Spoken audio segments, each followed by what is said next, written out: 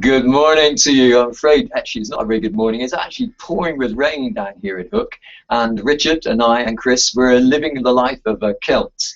It's not very good, is it, Chris? I'm just concerned I must be smelling like an extremely damp dog at the moment. Either that or it's you. I'm not quite sure. I mean, I can't say you do look like a damn dog, do you? If you thank you very much to all of you who've been contacting us. We really appreciate it. You can contact us, of course, on Twitter, #HookCourt, or at facebook.com /Hook Court. Or you can go straight to our website. There's a link on our website, Hook Court website, and you can get to us that way. Before we go any further, Alan, I'd just like to say thank you for a delicious breakfast this morning. It was good, though, wasn't it? Alan was up with the sunrise. Thankfully, he left us to have a little lie-in while he crashed the pots outside and produced a really nice breakfast for us. Not in bed, we had to sit around the fire, but nonetheless, a very pleasant feast. Right, and if you want to see what it was like having breakfast this morning, we'll cut to that for you now. There's your porridge oats. So good morning, everybody. We're not so good this morning. It's a bit rainy here this morning. You see that Richard has to eat breakfast with his hands, oats. And with his glasses on too. Yeah, and a bit of salt. And of course, your hands are all sticky now because the honey's all over it. And then to follow, we've got some special griddle cakes. Griddle cakes made with wholemeal flour and butter that's rubbed in, and then a little bit of honey, a bit of salt, and left to prove a little while, and then cooked on a griddle. Try not to make it quite so hot. Some of the fat. Not quite so hot, otherwise it's burnt on the outside and raw in the middle. But lovely griddle cakes. Again, beautifully done, savoury. Absolutely brilliant. Thank you very much indeed. And then we've got some eggs. In the eggs. Look at that.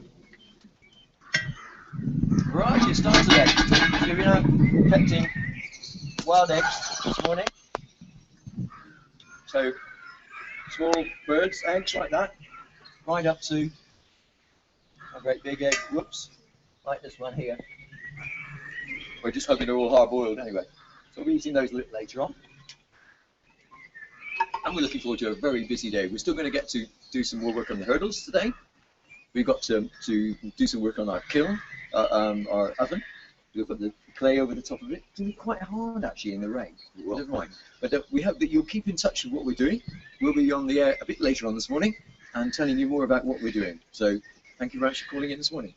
Bon appetit. Carry on eating breakfast, okay? Acorn coffee? Good.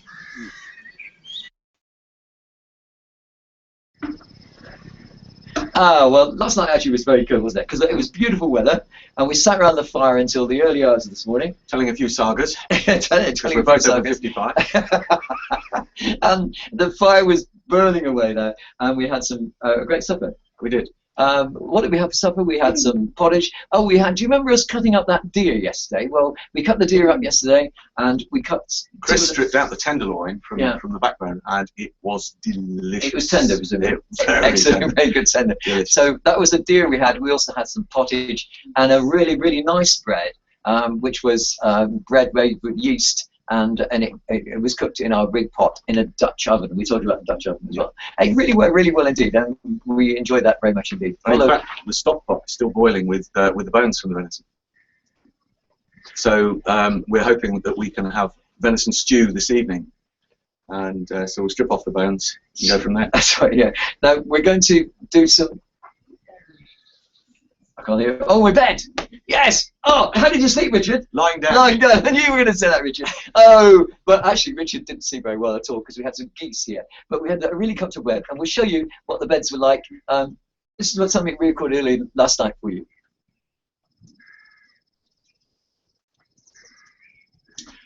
Have some more porridge, I think. Well, can I say thank you to Year 4 at St Michael's School? They asked us, where are you going to sleep tonight, Alan? Of course, we're here at Hooke Court, living as Celts, and they were worried that we were going to be very cold. It is quite a cold night here in April, and let me show you my bed. This is my bed. I'll show you. On top of it, we've got this lovely animal skin. See how fluffy and warm it's going to be. And then inside, underneath that, we've got a blanket. And inside the blanket, it's a bag full of straw.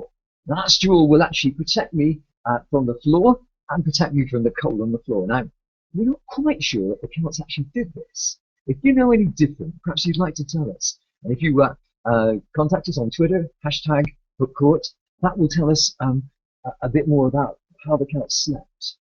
I wonder whether you slept in a warmer bed than we did. Perhaps you can tell us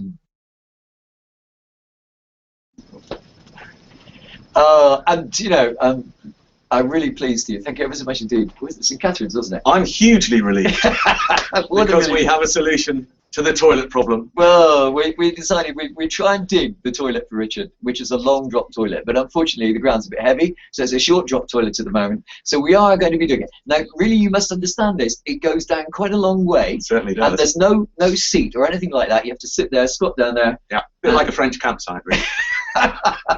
Didn't have French campsites in the county. No, they didn't. Well, yes, they did. Cool. Right, so we've done that. So thank you very much indeed for that. And well, what we need to do is, you talked about earlier on about Richard's being wet and a bit smelly. Well, of course, the Celts were very, very clean. Some people say that they actually had a bath, a full washover, twice a day, which is quite amazing compared to even the Romans. But we're a bit short on soap. So our key question today is, can you come in and tell us, how did the Celts make soap? How did the Celts make soap? I'm dying to make some soap so I can see Richard nice and clean. And if you can tell us the right answer, you'll see a clean Richard tomorrow. Don't forget, you can get to us on Twitter, #HookCourt, or you can go at facebook.com/HookCourt. If not, if you can't get those things, go straight to our website and there's a link on there. We're looking forward to talking to you again at 2 o'clock today. 2 o'clock today. 2 o'clock today. Final rain or shine, we'll be here. And with some answers, hopefully it won't be smelly vision. Goodbye, everybody.